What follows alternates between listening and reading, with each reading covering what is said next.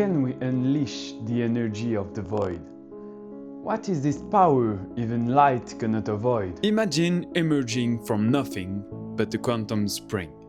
Your fate already determined by two giant golden mirrors. You got pretty lucky, you have enough energy to survive.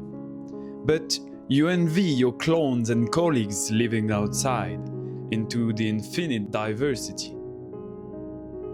Ineluctably, the untethered mirrors get closer, overwhelmed by the discrepancy pressure, the continuous roll crushing tiny discrete measure.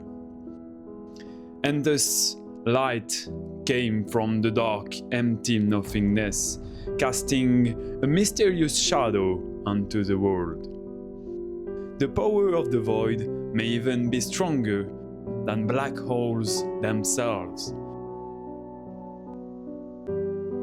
But that is for another time.